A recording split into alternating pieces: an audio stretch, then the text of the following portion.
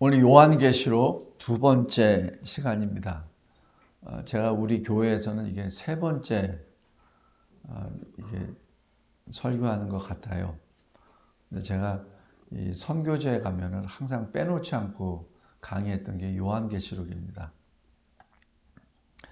근데 보통들 요한계시록 하면은 요한계시록에 기록되어 있는 난해한 문장, 서로 의견이 분분한 어떤 그 주제에 대해서 많은 질문을 해요. 근데 계시록은 그런 것 때문에 기록된 게 아닙니다. 성경 말씀은 우리의 궁금증을 해소시키기 위하여 기록된 책이 아니에요. 이 성경은 우리에게 예수 믿음을 주시고 그 믿음으로 말미암아 생명을 얻게 하는 책이 성경책입니다. 특별히 계시록은 그게 굉장히 강합니다. 왜 이 마지막 때 이단들이 이 계시록을 가지고 많은 사람들을 미혹해 하고 실족해 하느냐면은 인간의 그 본성, 악한 죄인의 본성, 그 호기심을 자극시킵니다. 그리고 그 죄인들이 해결하지 못하고 늘 끙끙 앓고 있는 것을 그 미혹의 영을 동원해서 특별히 이 요한계시록의 해석을 이상하게 해석을 해서 끌고 나가버리죠. 그래서 계시록을 잘못 읽다 보면은 거기에 오류에 빠져버립니다. 근데 항상 우리가 기억해 둬야 될 것은 하나님 말씀은 예수 믿음을 위한 책입니다. 그리고 그 믿음을 통하여 구원을 받기 위한, 영생을 받기 위한 책입니다. 이 두 가지에 항상 마음을 집중하시기 바랍니다. 오늘 이 계시록 1장 4절부터 20절까지 말씀을 보면 예수 그리스도께서 직접 나타나세요. 사실 이러한 것이 거의 없어요. 예수님께서 직접 오셔서 말씀을 전부 다 하시고 계시하시는 것은 굉장히 드뭅니다. 특별히 이 22장까지 긴 요한계시록을 하나하나 다 설명해 주시고 거기에 대해서 우리가 혹시 이해하지 못하는 부분을 있을까봐 거기에 또 밑줄까지 쳐 가시면서 우리가 이해할 수 있는 말로 설명해 주시고 보충, 그리고 우리에게 또 잊지 말라고 강조까지 해 주십니다. 그것이 요한계시록입니다. 오늘 특별히 4절부터 20절까지 주님을 만나러 갑시다. 아니, 우리 옆에 계시는 주님을 우리 눈을 크게 뜨고 바라봅시다. 그 시간 되길 바랍니다. 설교 요약은 집에 가서 보세요. 집에 가서 보세요. 그리고 설교 요약은 그냥 그 내용을 굉장히 제가 요약을 해서 쭉 했으니까 그건 집에 가서 잘 보시고 제 말씀을 잘 듣기 바랍니다. 사도 요한은 여기 9절에 보면 아주 심플하게 표현을 합니다. 여러분의 형제입니다. 사도 요한이 자기 자신을 소개합니다. 7교회 여러분의 형제입니다. 이 세상 2025년에 있는 교회들에게, 성도들에게 전합니다. 여러분의 형제들입니다. 그 뜻은 여러분들처럼 연약한 자들입니다. 여러분들처럼 고난 가운데 있는 자요. 이 세상에서 살고 있는 자입니다. 눈물이 있고 아픔이 있는 여러분의 형제입니다. 내가 반모섬에 갇혀 있습니다. 왜냐하면 예수의 환난, 하나님 나라, 그리고 하나님 나라를 이루기 위한 고난 가운데 인내함에 동참한 그리스도인입니다. 이렇게 고백합니다. 이 말은 뭐죠? 이 서신을 받는 우리들 또한 환난 가운데 하나님 나라와 그리고 하나님 나라를 위하여 인내하고 그 아픔에 인내에 동참하는 자라는 것을 의미합니다. 이것이 성도들의 본분입니다. 가끔가다 이런 말 하죠. 왜 교회가 이렇게 약합니까? 왜 성도들이 왜 이렇게 궁핍합니까? 라고 말합니다. 왜 성도들은 늘 환난을 당해야 됩니까? 라는 말도 해요. 그러나 지금 9절에 우리의 모습이 적나라하게 기록되고 그리고 그것을 사도 요한이 성령의 감동으로 말씀합니다. 그게 나의 모습이야. 그게 예수의 모습이요. 그것이 그리스도인의 모습이야 라고 말씀합니다. 그렇게 살다가 하나님의 말씀과 예수를 증언했다는 이유로 나는 반모섬에 갇혔습니다. 성도 여러분, 우리가 하나님 나라를 위하여 살다가 이렇게 박해를 받을 때가 이제 얼마 남지 않았습니다. 그 문제에 대해서 원통해하거나 안타깝게 하거나 그렇게 생각하지 말기 바랍니다. 아주 간단해요. 사도 요한처럼 그렇게 요약하시기 바랍니다. 우리들의 여러분의 인생을 요약하기 바랍니다. 거기다가 주저리 내가 이것 때문에 아팠지, 내가 이것 때문에 매를 맞았지, 내가 이것 때문에 모함을 받았지, 내가 이것 때문에 이 처지가 됐지, 이런 형용사나 구사나 부사나 이런 건 없어요. 하나님은 다 알고 계세요. 세상 사람들한테 그런 주저리 말하면 오히려 천대받습니다. 그냥 간단하게 나는 예수를 위하여 살다가 감옥에 갔습니다.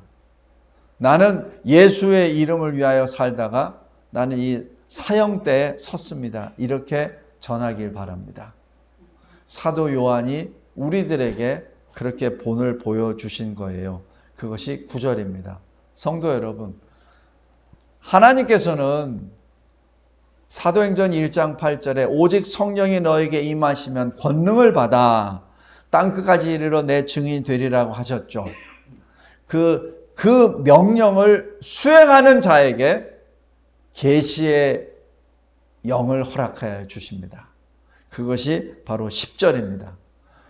세상 사람들은 사형수가 가는 반모섬이라고 했고 반모섬에서 살아서 나오는 자가 없다라고 하는 그곳에 있는 사도 요한에게 주의 날, 주님이 십자가에 달려 죽으시고 3일 만에 부활하신 부활의 날, 바로 그 날에 임하십니다. 그리고 주님이 장차 이루어질 모든 일들을 사도 요한을 통하여 선포하십니다. 가르쳐 주시고 보여주시고 감동을 주시죠. 그것이 10절입니다. 그래서 이것을 근거로 해서 신약시대의 안식일은 세상 사람들이 말하는 일요일이 됩니다. 그래서 우리가 일요일을 주의 날, 주일이라고 부르는 근거가 바로 이 10절입니다. 그러면서 말씀합니다. 11절 7개의 교회에 편지를 써라, 보내라 라고 명령하십니다.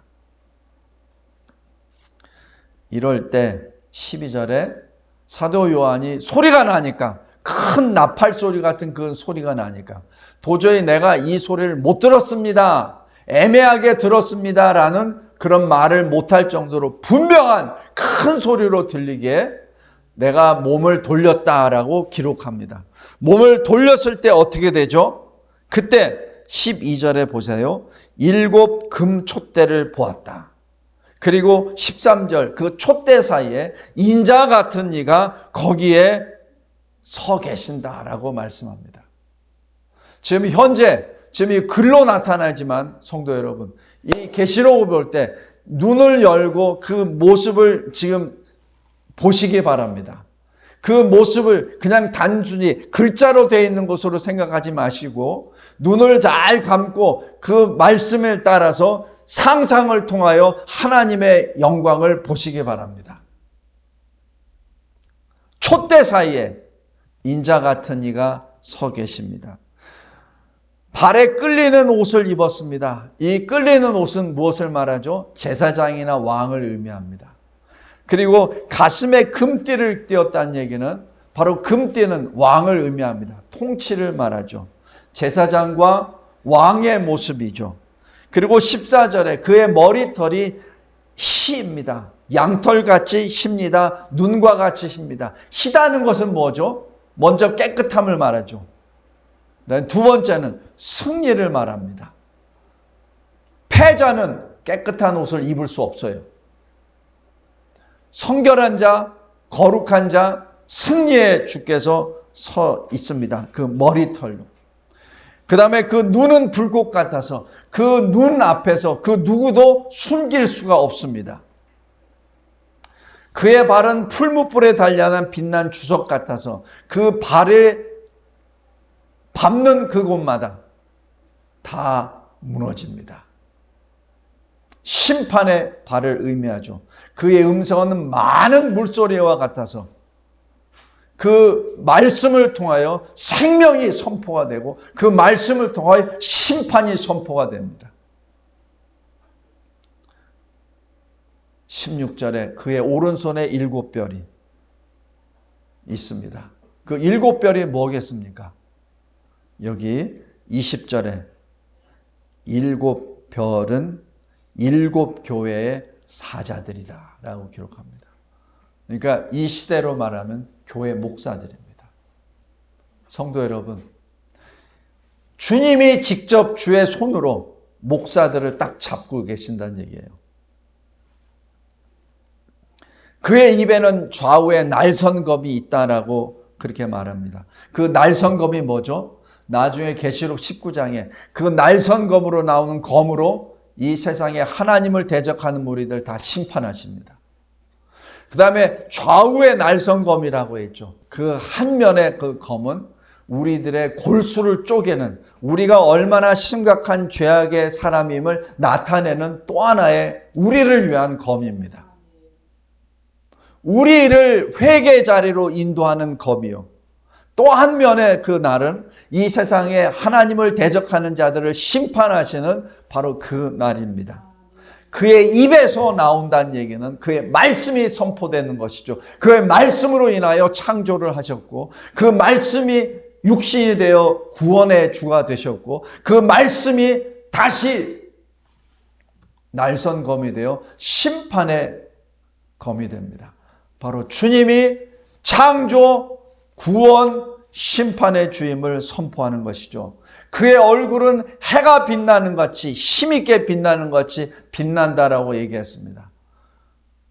이사야서 6장에 있는 것처럼 하나님의 얼굴을 볼 수 없습니다. 보면서 살아있는 자는 없습니다. 모세가 시내산에서 주의 영광을 보여주시옵소서라고 했을 때요, 그 하나님이 그 영광을 보여주시지 않으셨죠. 그 앞의 영광, 얼굴의 영광은 보여주시지 않았습니다. 왜냐하면 하나님의 영광의 얼굴을 보고 살아있는 자가 없기 때문에 그렇죠. 그래서 17절이 기록이 됩니다. 내가 볼 때. 그것을 피할 수가 없어요. 왜냐하면 소리가 들려서 몸을 돌렸기 때문에 지금 이 기록상에는 하나하나 순서적으로 나왔지만은 몸을 돌려서 보는 순간 주의 얼굴을 볼 수밖에 없었죠. 그래서 어떻게 됐습니까? 죽은 자처럼 무너져 버렸죠. 저는 개인적으로 이것을 죽었다라고 표현합니다. 죽어버립니다. 그랬을 때 주님이 오른손으로 손을 얹습니다. 이게 뭐예요? 살려주시는 역사입니다. 비록 사도 요한이 90세가 될 때까지 주의 사도로서, 교회의 장로로서, 가르치는 목사로서 헌신을 해왔지만, 그러나 하나님의 영광 앞에서는 죽음밖에 없습니다. 그래서 하나님이 다시 일으켜 주시죠. 살려 주십니다. 그러면서 말씀하십니다. 두려워하지 말라. 두려워하지 말라가 뭐예요? 평강입니다. 샬롬입니다. 예수 그리스도께서 십자가에 달려 죽으시고 그리고 제자들이 두려워서 문을 다 걸어 잠그고 모여 있을 때 그 가운데 호련히 부활하신 주님이 오시죠. 그래서 그 주님이 가장 먼저 하신 말씀이 뭐예요? 샬롬, 평강을 받을지어다. 그 다른 말로 두려워하지 말라라는 뜻입니다. 두려워하는 자에게는 평강이 없어요. 그래서 지금 사도 요한에게 생명을 주시면서 말씀하십니다. 두려워하지 말라. 내가 처음이라 나중이라. 내가 살아있는 자라. 내가 전에는 죽었었노라. 요한, 네가 잘 알고 있지. 요한이 누구예요? 십자가에 달려 죽으실 때 그때 예수님 앞에서 서 있었던 자 아닙니까? 그죠? 예수 앞에 서 있었던 자가 바로 사도 요한이었습니다. 그 사도 요한에게 지금 말씀합니다. 요한아, 네 기억하지? 내가 죽었었지. 그런데 내가 지금 살아있다. 나는 영존하는 하나님이다라는 것을 여기서 계시하십니다. 영원토록 살아있어 사망과 음부의 열쇠를 가졌노라 라고 선포합니다. 지금 이 순간부터 사도 요한은 새 사람으로 일어납니다. 과거에 90세까지 살았던 그 여정, 주님만을 의지하고 살아있었던 그 여정이지만 그러나 주님을 직접 배웠고 난 다음에 새로운 삶이 연계가 됩니다. 그러면서 19절에 말씀합니다. 기록하라. 네가 지금 앞으로 볼 것인데 본 것과 지금 있는 일과 장차 될 일을 기록하라 라고 말씀합니다. 성도 여러분, 저는 이 계시록을 읽고 계시록을 강의할 때마다 어떤 환상에 졌냐면 사도 요한이 그 얼굴이 제 얼굴이 되는 거예요. 지금 이 시점에 여러분들의 얼굴이 바로 사도 요한의 얼굴이라고 믿습니다. 여러분들이 직접 이 명령을 받은 거예요. 이것을 기록하라. 그러면서 말씀해 주십니다. 20절에 네가 본 것 내가 해석해 줄게. 오른손의 7별은 7교회의 사자들이라. 그리고 7 금촛대는 7 교회니라. 성도 여러분, 여기서 잘 주목하세요. 촛대는 무엇이죠? 촛대 자체는 빛을 발하지 못합니다. 그냥 촛대는 그냥 촛대예요. 그 촛대에 불이 나려면 어떻게 되죠? 빛을 발하려면 기름이 부어져야 되고 불이 붙어야 됩니다. 교회는 빛이 아닙니다. 빛을 발하는 촛대입니다. 그것을 우리 잘 새겨둬야 됩니다. 우리는 복음을 받았지만 복음을 전하는 자지만 우리가 복음이 아니에요. 우리는 복음을 전하는 수단입니다. 그것을 착각해서는 안 돼요. 지난번 우리 작년에 세계 유명한 신학자들, 큰 목사님들, 큰 교회들이 다 모여서 로잔 대회를 했죠. 그때 복음을 뭐라고 하냐면 우리가 전하고 살고 있는 이야기라고 표현했습니다. 하나님을 능멸하는 표현입니다. 아닙니다. 절대 아닙니다. 복음은 예수 그리스도입니다. 예수 그리스도께서 행하시고 전하신 말씀이 복음이지 우리가 아닙니다. 우리는 단지 촛대입니다. 그리고 그 촛대에 성령의 기름이 부어지고 성령의 불이 임했을 때 빛이 나는 것이죠. 우리는 그냥 촛대입니다.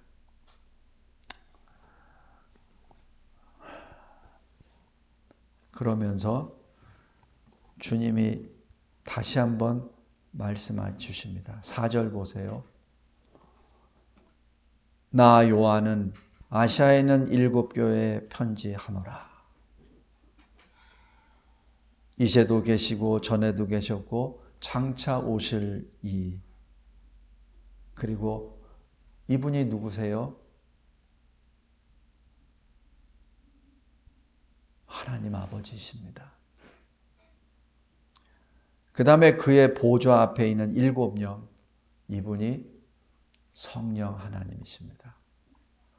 그리고 5절, 충성된 증인으로 죽은 자들 가운데서 먼저 나시고 땅의 임금들의 머리가 되신 예수 그리스도, 성자 하나님이십니다. 그래서 여기 4절, 5절에서는 성부, 성령, 성자 하나님을 여기서 선포하십니다. 그 하나님으로 인하여 은혜와 평강이 너에게 있기를 원하노라. 성도 여러분, 그래서 이것을 근거로 해서 사도 바울도 서신서에서 항상 말씀해요. 우리 하나님 아버지와 주 예수 그리스도로부터 은혜와 평강이 여러분들에게 너희에게 있기를 원하노라 라는 근거가 여기에 나옵니다. 그리고 늘 우리가 이 자리에 서게 된 원인이 뭐예요? 바로 예수 십자가 죽으심과 부활하십니다. 그래서 5절 마지막 부분에 우리를 사랑하사 그의 피로 우리 죄에서 우리를 해방하시고, 그것이 마태복음 1장 21절에 예수께서 이 세상에 오실 때 뭐라고 하시죠? 예수는 그들을, 자기 백성을 그들의 죄에서 구원하시기 위하여 오신 임마누엘이라고 하시죠. 바로 그게 어떻게 되죠? 자기 백성을 어떻게 구원하십니까? 그것이 5절 마지막 부분에 우리를 사랑하사 그의 피로, 그의 생명으로 우리 죄에서 우리를 해방시키시고, 이렇게 표현합니다. 주님이 우리를 구원하신 것은 주님의 생명으로 우리에게 생명을 주신 것이죠. 그래서 6절에 우리에게 생명을 주신 목적이 뭡니까? 6절입니다. 그의 아버지 하나님을 위하여 우리를 나라와 제사장으로 삼으셨도다. 여기 나라라고 표현해 있는데 원래대로 하면 왕입니다. 나라라고 하니까 조금 좀 의사 전달이 좀 그런데 우리를 왕과 제사장으로 삼으셨다는 얘기입니다. 그 모습이 13절에요. 발에 끌리는 옷, 제사장의 옷이죠. 가슴에 금띠를, 바로 왕의 모습입니다. 우리가 왕과 제사장이 된 것은 우리 힘이 아니에요. 주님이 성취하신 그 모습을 우리가 받았기 때문에 왕과 제사장으로 삼으셨다라고 기록합니다. 그래서 우리는 늘 주님의 이름으로 기도하거나 찬송하고 예배 드릴 때 영광과 능력이 주께 영원히 있사옵나이다라고 고백하는 것이 여기에 있습니다. 그것을 근거로 우리도 왕과 제사장 같은 직무를, 사명을 감당할 수 있게 된 것이죠. 그래서 그 권능을 받았기에 우리가 전도하는 겁니다. 그 권능을 받았기에 아직 믿지 아니하는 내 혈육들에게 복음을 믿고 구원을 받으라고 전할 수 있는 권능을 받은 거예요. 노방전도의 권능도 거기에 나타나는 거죠. 현실적으로 안 받는 사람들도 많죠. 그러나 주님은 우리에게 그 권능을 주신 겁니다. 그것이 왕과 제사장의 권능입니다. 자, 7절 보세요. 볼지어다 그가 구름을 타고 오시리라. 이것이 주님의 재림의 모습입니다. 사도행전 1장에서도 나오잖아요. 제자들이 승천하신 주님을 계속해서 바라보고 있으니까 천사가 말하잖아요. 갈릴리 사람들아 어찌하여 계속 보고만 있느냐. 올려지신 그분이 그 모습 그대로 다시 오시리라. 바로 그 모습이 이 계시록 1장 7절의 모습입니다. 근데 이 내려오실 때 다시 강림하실 때 역사의 한 구석에서 조용히 오시는 것이 아니라 모든 만민이 다 봅니다. 하나님을 대적하는 자도 볼 것이요. 하나님께 순종하는 자도 볼 것이요. 예수를 죽이는데 창을 찔렀던 로마 군사에도 볼 것이요. 다 봅니다. 그것이 7절에 나오죠. 각 사람의 눈이 그를 보겠고 그를 찌른 사람들도 볼 것이요. 땅에 있는 모든 족속이 그로 말미암아 애곡하리라 라고 말씀합니다. 마지막 결론 말씀을 맺겠습니다. 성도 여러분, 왜 주님은 이렇게 낱낱이 다 계시하실까요? 왜 우리에게 다 보여주실까요? 왜? 이유가 있습니다. 사실 이렇게 보여주시지 않아도 돼요.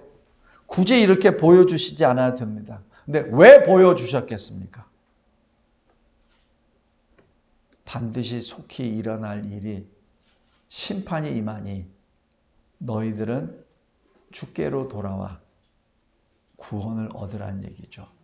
그것이 다른 말로 읽는 자, 듣는 자, 그 가운데 기록한 것을 지키는 자는 복이 있다. 이렇게 표현하는 것이 복이 뭐죠? 세상 사람들이 좋아하는 돈이 아니에요. 영생의 복입니다. 구원의 복입니다. 그 복을 받으라고, 구원을 받으라고 주신 겁니다. 그다음에 둘째로 왜 이런 것을 다 보여주시죠? 굳이 이렇게 안 보여주셔도 되는데 바로 하나님의 마음을 받으란 얘기입니다. 하나님의 뜻을 받으란 얘기입니다. 하나님의 눈으로 세상을 보란 얘기입니다. 우리 아브라함이 하나님의 친구로 불림을 받잖아요. 그래서 아브라함에게 소돔성의 심판을 먼저 말씀해 주시잖아요. 우리도 마찬가지입니다. 우리가 아브라함의 자손 갈릴리 3장에 있는 것처럼 갈라디아서 우리가 예수를 믿음으로 우리도 영적으로 아브라함의 후손입니다. 다시 얘기해서 그리스도께 속한 자, 하나님께 속한 자입니다. 다시 얘기해서 아브라함이 하나님의 친구라고 불림을 받았다면 우리도 마찬가지 하나님의 친구로 그 이름이 새겨진 거예요. 그래서 하나님이 다 이렇게 보여주십니다. 왜 보여주셨을까요? 우리에게 하나님 나라를 맡기신다는 뜻입니다. 그러기에 하나님 나라를 받은 자들이 이 세상에서 할 수 있는 게 뭐예요? 아브라함이 소돔을 위해서 기도하는 것이 아니라 소돔성에 있는 자기 조카 롯을 위하여 기도했듯이, 의인들을 위하여 기도했듯이 우리도 마찬가지 이 세상에 살면서 하나님이 택하신 자들을 향하여 기도합니다. 그런데 문제는 우리가 누가 택함을 받는지 어떻게 압니까? 그래서 우리는 세상을 위하여 기도하죠. 그것이 전도요, 선교입니다. 특별히 우리 혈육들을 위하여 기도하시기 바랍니다. 우리 잘 보세요. 저 잠깐 보세요. 노아 시대에 노아가 120년 동안 방주를 짓잖아요. 근데 방주만 지었습니까? 의를 전파했다 그러잖아요. 이제 조금 있으면은 하나님이 심판하십니다. 라고 전파했죠. 그 전한 1번 대상이 누구예요? 자기 혈육입니다. 근데 노아 방주에 누가 올라탔어요? 식구 8명, 자기 포함해서 8명밖에 못 탔어요. 아들 셋, 며느리 셋, 자기 아내, 자기 8명밖에 못 탔어요. 근데 그 당시만 하더라도 얼마나 많은 형제 자매들이 있었겠습니까? 얼마나 많은 조카들이 있었겠고 손주들이 얼마나 많이 있었겠습니까? 근데 어떻게 딱 아들 3가정밖에 없나요? 성도 여러분, 우리 창세기 한번 보세요. 창세기.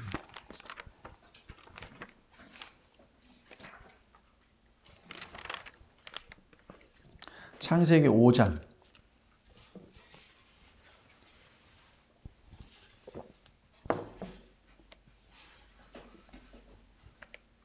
5장 28절. 라멕은 182세의 아들을 낳고 이름을 노아라 하여 이르되 여호와께서 땅을 저주하심으로 수고롭게 일하는 우리를 이 아들이 안위하리라 하였더라. 지금 이 라멕은 노아 홍수 심판을 이미 받은 사람입니다. 30절에 라멕은 노아를 낳은 후 595년을 지내며 자녀들을 낳았습니다. 그는 777세를 살고 죽었습니다. 이 노아의 아버지 라멕은 자기 아들 노아가 방주를 지을 때 같이 합력했던 사람입니다.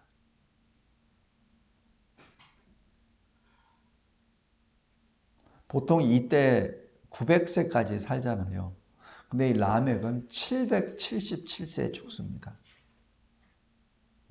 그러니까 올해 그냥 원래 평균 수명도 못 산 거예요. 그죠? 이것이 하나님의 은혜입니다. 라멕은 아들 노아가 600세가 됐을 때 홍수 심판이 나왔어요. 그러니까 노아가 480세 때 하나님의 명령을 받습니다. 그럼 이때 라멕의 나이는 몇 살이겠습니까? 라멕도 근 115년 동안 자기 아들 노아와 같이 방주를 지었죠. 이 믿음의 아버지가 아들 노아가 하나님으로부터 받은 그 사명을 그냥 뒷짐지고 아무것도 안 했을까요? 아닙니다. 그랬기 때문에 라멕은 홍수 심판 5년 전에 하나님이 데려가십니다.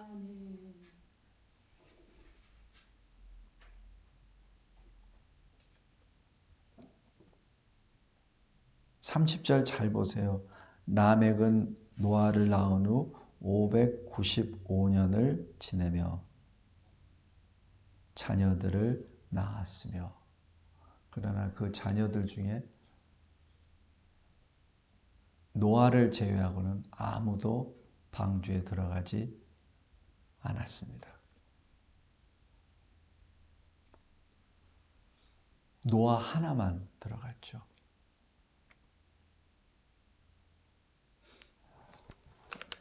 다시 여기 계시록을 보겠습니다. 왜 계시록을 이렇게 자세하게 기록하게 하셨겠습니까? 제가 만약에 예수님이라면 이렇게 했을 거예요. 사도 요한 이렇게 기록해. 내가 속히 올 테니까 다른 거 다 걷어치우고 내가 적는 말씀 기록해서 다 지키라고 해. 1번, 2번, 3번, 4번 이렇게 아마 했을 겁니다. 그러나 지금 주님은 이 심판이 어떻게 시작되고 무엇을 근거로 해서 해야 되고 장차 어떻게 이루어지고 하는 모든 것들을 2장까지 전부 다 보여주시고 기록하게 해주십니다. 그래서 계시록을 읽을 때마다 사실 소름이 쫙 끼칩니다. 항상 하나님의 눈으로 성경을 보시기 바랍니다. 인간의 눈으로 보면 안 됩니다. 인간의 눈으로 보면 자꾸 이상한 것에 꽂혀서 말씀을 이상하게 자기 취미대로, 자기 호기심대로 말씀을 봅니다. 그러면 안 돼요. 성경은 그런 책이 아닙니다. 성경은 하나님의 책입니다. 그래서 하나님의 눈으로 봐야 됩니다. 그랬을 때 하나님의 뜻을 받고 마음을 받고 그 뜻을 이루어갑니다. 사도행전 13장에 나오듯이 주님이 말씀하시잖아요. 내가 이새의 아들 다윗을 보니 내 마음에 맞는 자라. 내 마음에 합한 자라. 내가 그를 통하여 내 뜻을 다 이루리라. 사도 요한이 받은 것은 사도 요한 혼자 받은 것이 아니라 오늘 2025년 5월 11일 저와 여러분이 함께 같이 받은 하나님의 말씀입니다. 감사하고 감사합니다. 하나님의 말씀을 받습니다. 하나님이 주시는 이 놀라운 계시를 이제는 귀로만 듣는 것이 아니라 눈으로 배움나이다. 하나님 감사합니다. 하나님의 마음을 심장을 주심에 감사합니다. 하나님의 마음이 그 뜻이 나의 인생의 목표, 목적이 되게 하여 주시고 하나님이 주시는 그 말씀 하나하나가 우리의 인생 되게 하옵소서. 예수 그리스도의 이름으로 기도드리옵나이다. 아멘.